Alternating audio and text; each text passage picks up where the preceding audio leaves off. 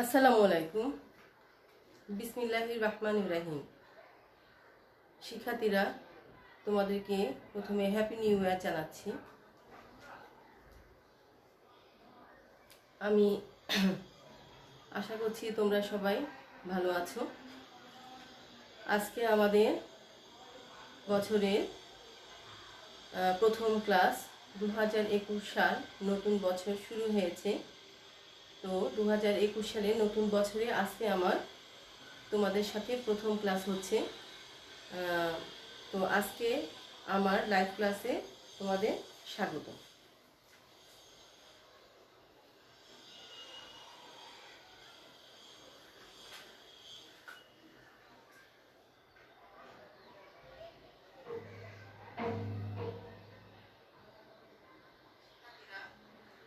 তো শিক্ষার্থীরা আমাদের একটু জানাবে যে তোমরা বোর্ডটি ক্লিয়ার দেখতে পাচ্ছ কিনা, সাউন্ড শোনা যাচ্ছে কিনা। আজকে লাইভ ক্লাসে তোমাদেরকে স্বাগত জানাচ্ছি। বোর্ড ক্লিয়ার দেখা যাচ্ছে কিনা আমাকে একটু কনফার্ম করো।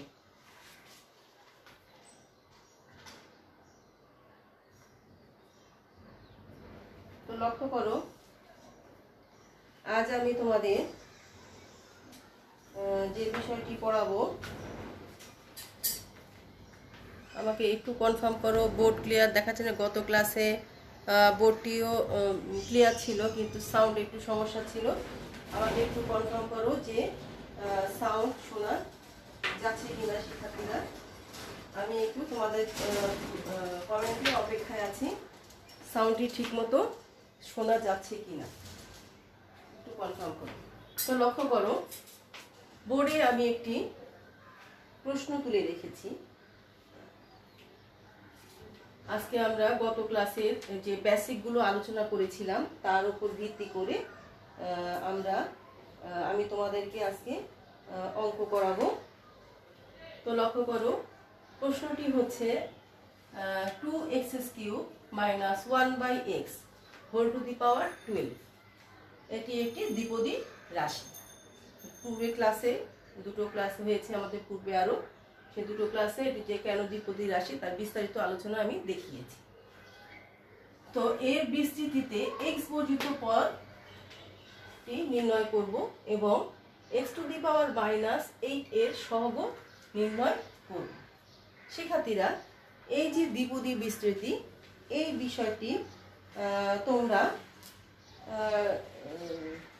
নবম দশম শ্রেণীতে উচ্চতর গণিত বইতে অধ্যয়ন করেছে।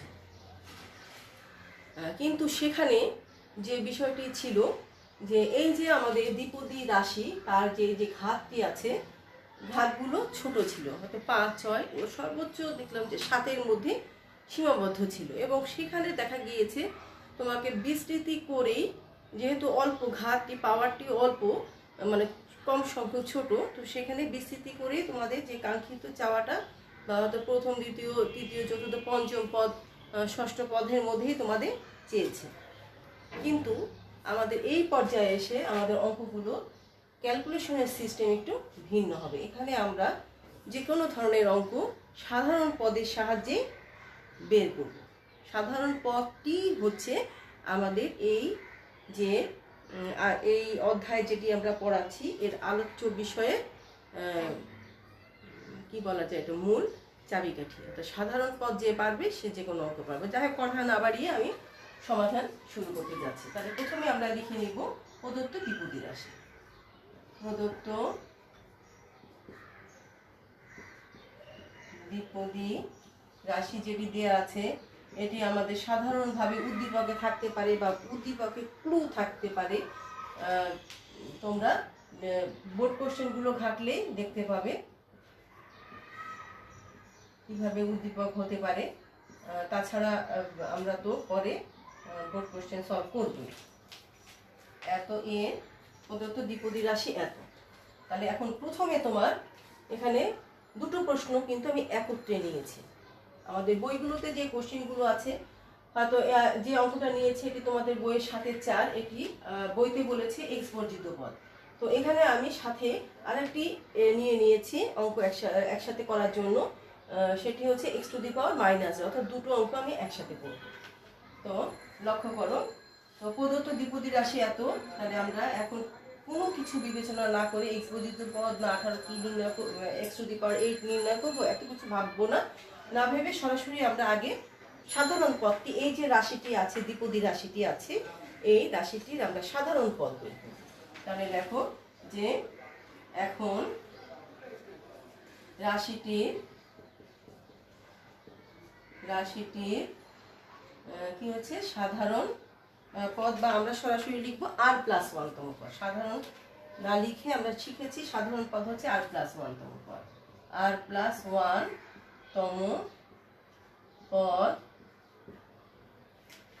সরি শিক্ষার্থীরা কথাটি আমরা দেখো কিভাবে উপস্থাপন করব।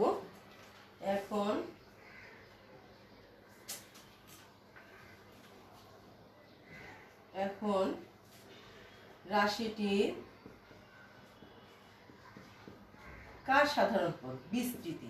প্রিয় শিক্ষার্থীরা, এটা কিন্তু দ্বিপদী রাশি, এখানে পাওয়ার আছে, এটাকে ভাঙলে কি হয়?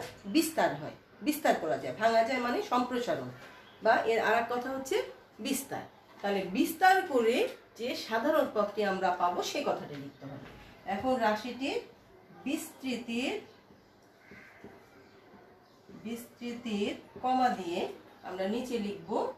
তুমি খাতায় লিখলেও নিচে লিখবে এভাবে, কারণ নাহলে স্পেসে এখান থেকে যখন আমরা সাধারণ পদ স্পেসে হবে না। তাহলে এখানে আমরা লিখব r+1 তম পদ সমান সমান, সূত্র কি?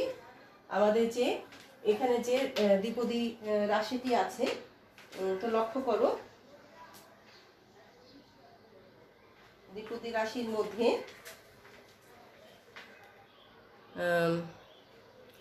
তোমরা খুব ভালো করে লক্ষ্য করো, দ্বিপদী রাশির মধ্যে কি হচ্ছে, এই যে আমি একটু লাল কালি দিয়ে হাইলাইট করছি, এই যে অংশটুকু এটি হচ্ছে সূত্রের এ, আর এখানে এই যে মাইনাস সহ অংশটুকু, এখানে একটা প্লাস ক্রিয়েট করে আমরা মাইনাস সহ অংশটুকু, বা এখানে আমি অংশটুকু, তোমরা এটাকে আমরা ধরবো সূত্রে এক্স। এখানে একটি প্লাস ক্রিয়েট করে, অর্থাৎ মাইনাসটাকে আমরা এটাকে মনে মনে বিভাজন, এটা তো প্লাস আছে আর এখানে মাইনাস চিহ্ন আছে, এটাকে আমরা কি করব? প্লাস লিখে তাহলে মাইনাসটাকে এটার সাথে সংগ্রহ করতে হবে। তাহলে এভাবে বিবেচনা করে নিতে হবে। তো লক্ষ্য করে আমি বোঝানোর জন্য রেড কালিটা তোমাদের হাইলাইট করেছি। এখানে তোমার কোনো ধরনের হাইলাইটের, তোমার যখন অঙ্ক সলভ করবে কোনো হাইলাইটের প্রয়োজন নেই। তাহলে r+1 তম পদ হচ্ছে a+x whole to the power n এ কি NCR। তাহলে n কত? n হচ্ছে 12, c r কত? r হচ্ছে r, যেহেতু r+1 তম পদ, আর পদটা কি? r+1 তম পদ, তাহলে NCR। তারপরে সূত্রের a হচ্ছে 2x³, তাহলে ইনটু 2x³ এটা হচ্ছে a two the power n-r, তাহলে 12 - r into X to the power, সূত্রের এক্স আমি এখানে ক্যাপিটাল লিখেছি, কারণ এই ছোট এখানে যে রাশিটি আছে সেই রাশিটি মানে দ্বিতীয় পদ যেটা, তার এক্সটা স্মল আছে, তাহলে এবং সূত্রটাকে আমি ক্যাপিটাল হিসাবে দেখাচ্ছি। তাহলে এখানে -1/x whole to the power r, এটি হচ্ছে আমাদের r+1 তম পদ। তো শিক্ষার্থীরা, এটাকে আমরা এখন সলভ করব। আশা করছি তোমাদের উঠানো হয়ে গেছে। আপাতত আমরা এখানে যেহেতু r এর মান জানি না, তাহলে আমরা r এর মানটা এটা এইভাবেই রেখে দিব। এটাকে আমরা একটু অগ্রসর হব। দেখো 2 আছে পাওয়ার 12 - r, তাহলে 2 to the power into 2 to the power 12 - r into X to the power, এখানে x³ তার পাওয়ার 12 - r। তাহলে আমরা জানি, এরকম লক্ষ্য করো যে এরকম যদি থাকে আমাদের কাছে a পাওয়ার যদি মনে করো 3 হয়, তার পাওয়ার যদি মনে করো 4 হয়, তাহলে এটা কি আমরা কি লিখতে পারি? এ দুটো গুণ হয়, তাহলে এ দুটো কি হয়? গুণ হয়, a টু দি পাওয়ার 12 হয়ে যায়। তাহলে এই সূচকের এই সূত্র ব্যবহার করে আমরা এখানে পেতে পারি x two the power 3 × 36 - 3r into এখানে দেখো -1 আছে, তাহলে -1 তার পাওয়ার আছে আর, আর এই যে এখানে নিচে যে এক্সটা আছে এটি কি, এটি আছে হচ্ছে কোথায়, নিচে। তাহলে এটি যখন আমি উপর করে লিখব তখন এটা x⁴, আমি একটু সাইডে লিখি, তোমরা অনেকেই বুঝতে পারছো, আবার অনেকে হয়তো বুঝতে পারবে না, তো সেই জন্য আমি একটু এই ক্যালকুলেশনটা দেখাচ্ছি। তো এখানে দেখো 1/x⁴ r সমান সমান x⁻⁻1⁴ r, আর এটাকে আমরা লিখতে পারি x⁻⁻। তো আমি এখন এটাকে তোমরা আশা করি বুঝতে পেরেছো, এখানে আমি লিখব ইনটু x⁻⁻r। আশা করছি ক্যালকুলেশনটি বুঝতে পেরেছো। সাধারণ পদ বুঝতে পারা এবং সেটিকে কি বলে অঙ্কে প্রয়োগ করতে পারাই হচ্ছে এ ধরনের অঙ্কের প্রায় অর্ধেক অংশ তুমি পেরে গেলে এটাই তুমি বিবেচনা করতে পারো, বাকিটা ক্যালকুলেশনের উপর সলভ হবে। তো এখন এটাকে আমরা আরও একটু সাজিয়ে নেব। তো লক্ষ্য করো = আমার 12CR থাকবে, অর্থাৎ আমরা এক্স গুলোকে একত্রে বা সেম ভিত্তি যেগুলো সেগুলো একত্র করবো। এখানে দেখো -1⁴ আছে, তাহলে প্লাস মাইনাসের চিহ্নের বিষয়টা আমরা সবার আগে নিয়ে আসবো।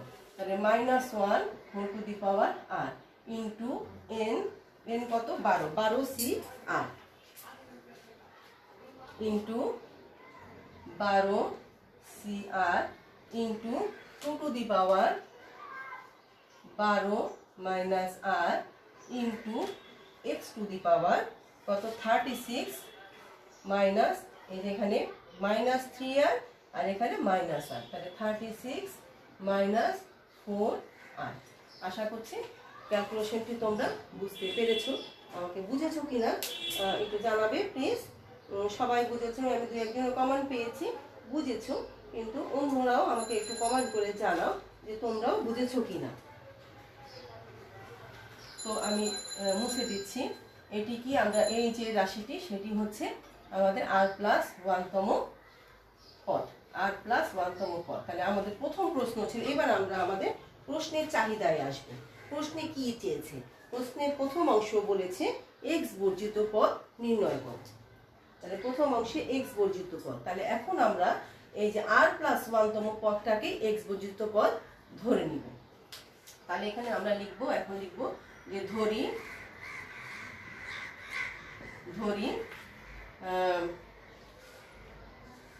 দ্বিপদী রাশির বিস্তৃতিতে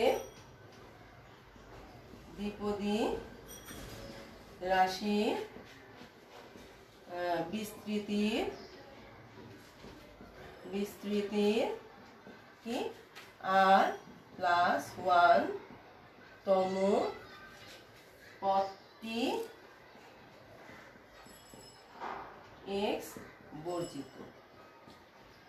শিক্ষার্থীরা একটি কথা মনোযোগ সহকারে লক্ষ্য করবে, এই যে এই পর্যন্ত আমি যে ক্যালকুলেশনটুকু করলাম, এখানে আমি দুটো অঙ্ক একত্রে সিলেক্ট করেছি, অর্থাৎ আমাদের সময়ও অল্প, যাতে একই সময়ের মধ্যে কিছু সময় বাঁচিয়ে আমরা কি করতে পারি, অঙ্কটি দুটো রুলস আমি শিখাতে পারি। তো প্রায় কাছাকাছি রুলস। তো এখানে আমি যে লাল কালিতে যে এই যে এখানে আইডেন্টিফিকেশন করেছি, এতটুকু হচ্ছে এই উভয় ধরনের অঙ্কের বা প্রশ্নের কমন উত্তর, এতটুকু কমন উত্তর। এবার এখান থেকে যে আমরা শুরু করছি, এটা হচ্ছে প্রশ্ন অনুযায়ী। এখন আমাদের এক্স বর্জিত চেয়েছে, তাহলে দ্বিপদী রাশির বিস্তৃতির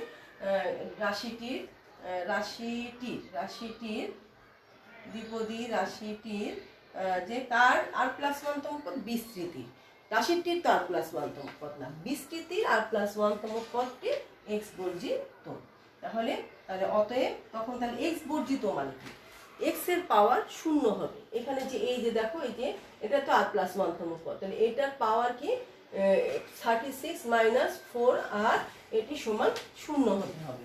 তাহলে এটি হচ্ছে তখন x এর পাওয়ার, মানে এটার পাওয়ার যদি 0 হয় তাহলে এই পদটি কি x বর্জিত, মানে xটা দেখা যায় না। এনিথিং পাওয়ার ইজ 0 ইজ 1, তাহলে x এর পাওয়ার 0 মানে কি, এই জায়গাটা 1 হয়ে বাকি অংশটুকু থেকে যাবে।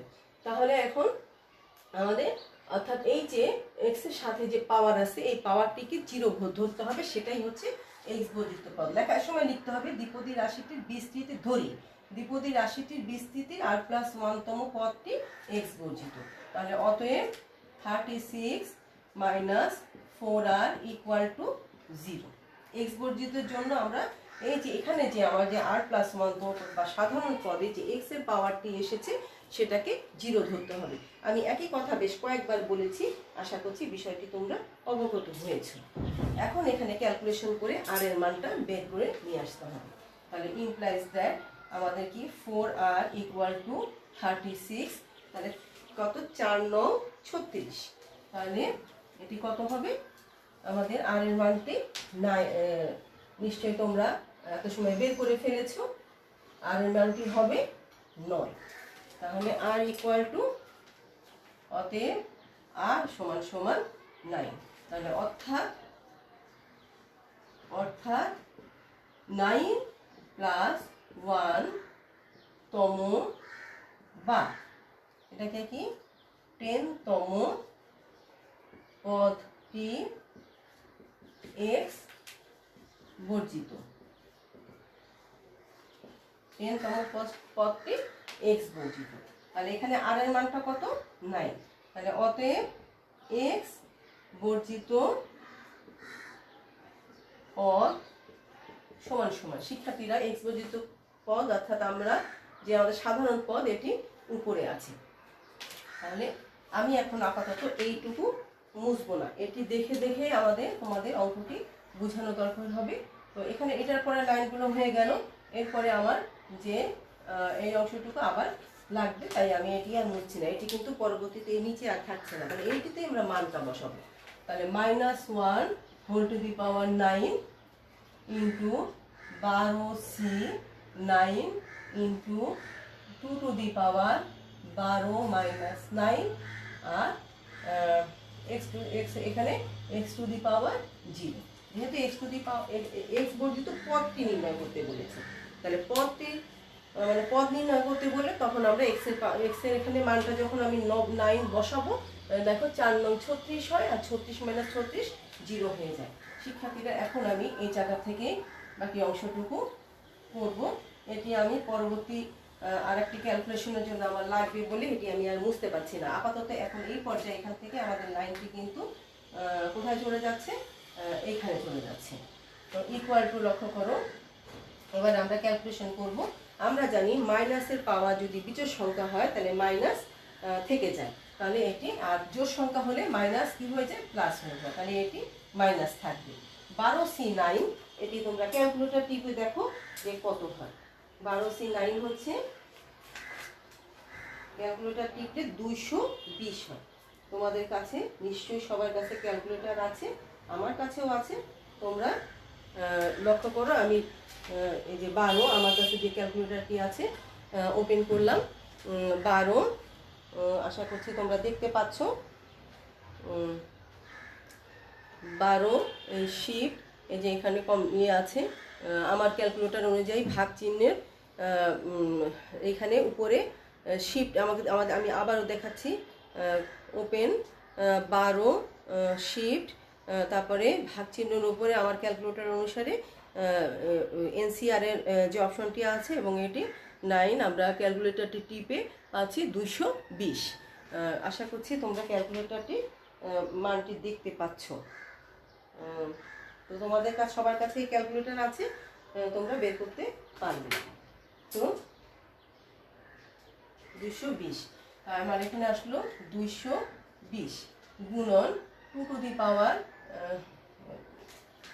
গুণনটা খুব বাজে হয়েছে, তো গুণ চিহ্ন কি হচ্ছে 2⁻, কত এখানে 2⁻, 12 আর 9 হচ্ছে কিউব, তাহলে আর x⁻0 হচ্ছে গুণন 1, তাহলে সমান সমান এটি আমরা যখন 2⁻, কিউব মানে হচ্ছে সরি এখানে 2⁻, কত হবে, হ্যাঁ 2⁻³ কিউব মানে হচ্ছে 8, 2⁻³ মানে হচ্ছে 8, তাহলে এটি ক্যালকুলেশন করলে আমরা পাই 1760, মানে 1760 মাইনাস 1760। এটি হচ্ছে আমাদের এক্স বর্জিত পদের উত্তর।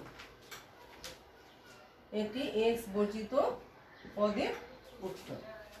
এবার আমাদের দ্বিতীয়, আশা করছি তোমরা পেরে গেছো। হ্যাঁ, অর্ণিমা আছো, তারপরে শারমিন আক্তার, মারিয়া, সুষমা, তোমাদেরকে অসংখ্য ধন্যবাদ। তোমরা আমার আগে ক্যালকুলেটর টিপে মানটি বের করে ফেলতে পেরেছো। নববর্ষের শুভ নববর্ষ আবারও জানাচ্ছি, হ্যাপি নিউ ইয়ার।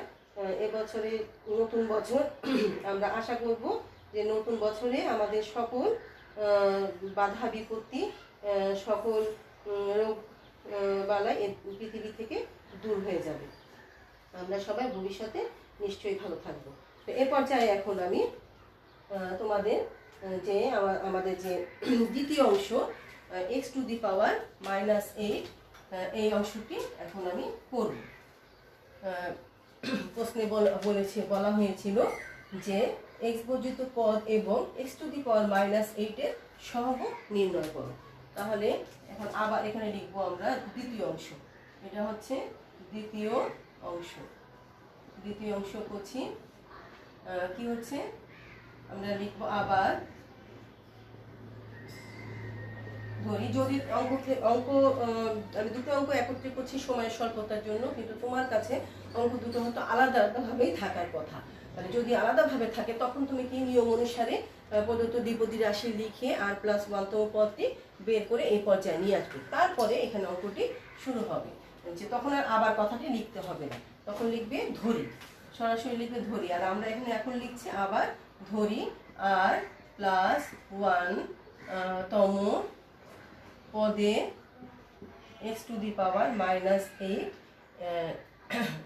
এর সহগ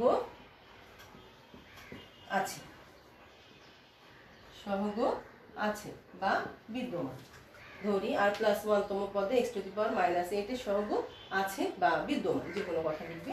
তাহলে অতএব একইভাবে এক্স টু দি পাওয়ার, এই যে এক্স এর এখানে যে সাধারণ পদে যে এক্স এর পাওয়ারটি আছে সেটি সমান সমান -8 হবে।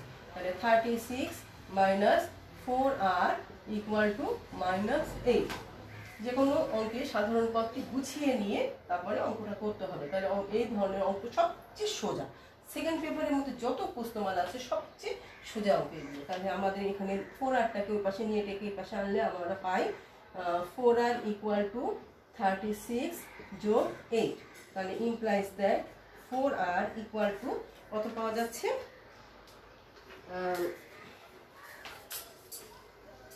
আমরা পাচ্ছি 4r = 44।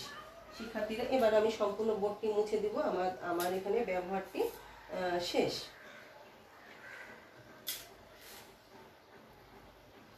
লক্ষ্য করো, এখানে যে আমি 4+1 তম পদটি বর্ডার দিয়ে রেখেছিলাম, এটি কার্যকারিতা এখন আমাদের শেষ হয়ে গিয়েছে, আর প্রয়োজন হবে না।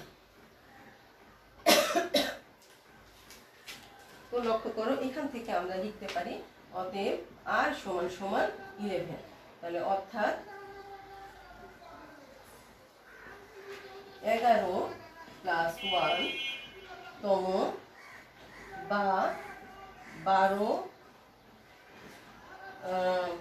r এর মান 11 বা 12 তম পদে কি আছে, এক্স টু দি পাওয়ার -8 আছে, 8 এর সহগ আছে, এক্স টু দি পাওয়ার -8 এর সহগ আছে, বা এক্স টু দি পাওয়ার -8 এর মানে শুধু বলে যদি, তাহলে এর সহগ কি হচ্ছে আছে। তাহলে r+1 তম পদটি মানে 12+1 তো 12 তম পদে, 11+1 তম পদ অর্থাৎ 12 পদে আমাদের এটি আছে।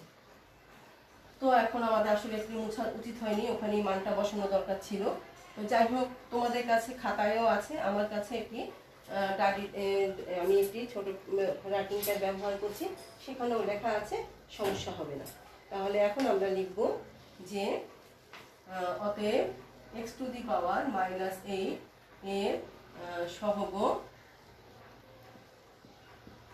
আমাদের মাইনাস ছিল, তাহলে -1 হোল টু দি পাওয়ার, আর আর এর মান হচ্ছে 11 into 12c11 into 2 to the power 12 -11 into, প্রিয় শিক্ষার্থীরা এখানে আর ইন্টু দিয়ে এক্স এর ক্যালকুলেশন দেখানো যাবে না, কারণ আমাদের এখানে বলেছে এক্স টু দি পাওয়ার -8 এর সহগ। সহগ মানে এক্স এর যে সূচক বা এক্স এর যে পাওয়ার সেটি বাদে অন্যান্য যা কিছু থাকবে সেটি হচ্ছে সহগ। তাহলে এক্স টু দি পাওয়ার 8 এর সহগ, অর্থাৎ এরপরে তো আমরা এক্স এর অপশনটি আমাদের যে r+1 তম পদটি আছে সেখানে লক্ষ্য করো, আমাদের এর পরবর্তী অংশটি r+1 তম পদে কি আছে, এক্স এর যে পার্টটি আছে এক্স এর পাওয়ার সেটি আমাদের সাজানো আছে। তো আমরা লাস্টে সেটি রেখেছি, তাহলে তার সহগ মানে সেটি বাদ দিয়ে বাকি অংশটি, তাহলে সহগ হচ্ছে মাইনাসের পাওয়ার আর আছে আর এর মান 11 12c আর ছিল মানে 12c আর, তাহলে 12c11 into 2 to the power 12 -11 এতটুকু সহগ, আর বাকিটা এখানে কি ছিল, বাকিটা ক্যালকুলেশন করলে x টু দি পাওয়ার 8, কিন্তু x টু দি যখন সহগ বলবে তখন x এর সূচক দেখানো যাবে না, কথাটি খুব মনোযোগ সহকারে তোমরা লক্ষ্য করবে। তাহলে এখানে দেখো মাইনাসের পাওয়ার বিজোড়, তাহলে এটি মাইনাস হবে, 12c11 এটি মানে 12c11 এটি ক্যালকুলেশন করলে কত পাওয়া যায়, তোমরা আমাকে ক্যালকুলেটর টিপে জানো, এটি ক্যালকুলেশন করলে কত পাওয়া যায় আমাকে ক্যালকুলেটর টিপে জানো। গুড, টোটালটা -24 হবে, কিন্তু এখানে 12c11 ক্যালকুলেশন করলে আমরা পাই হচ্ছে 12, আর এখানে 2 to the power -2 to the পাওয়ার 1 মানে 2, তাহলে সমান সমান -24, তাহলে আমাদের যে কাঙ্ক্ষিত ফলাফল x টু দি পাওয়ার -8 এর যেটি সহগ হচ্ছে -24,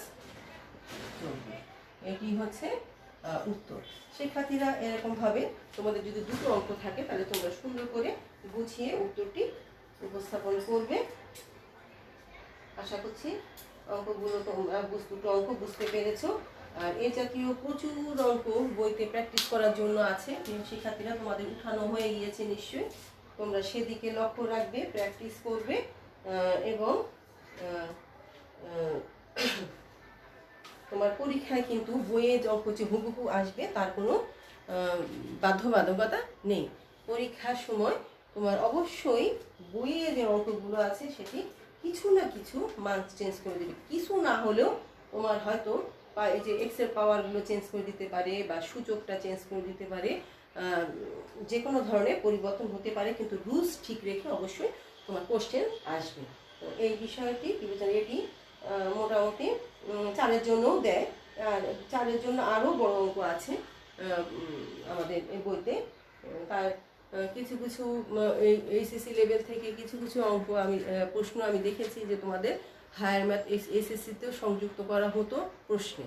তো যাই হোক, তোমরা পারবে, আশা করছি কোনো সমস্যা হবে না।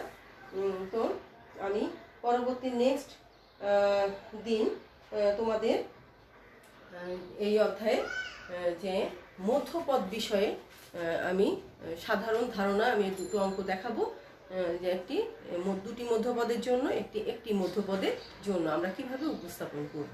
তো আশা করি মধ্যপদের যে সূত্রগুলো আমি তোমাদের পড়িয়েছি তোমরা এগুলো একটু ঝালাই করে নেবে, যাতে সূত্রের ব্যবহারটি বোঝাতে সুবিধে হয়।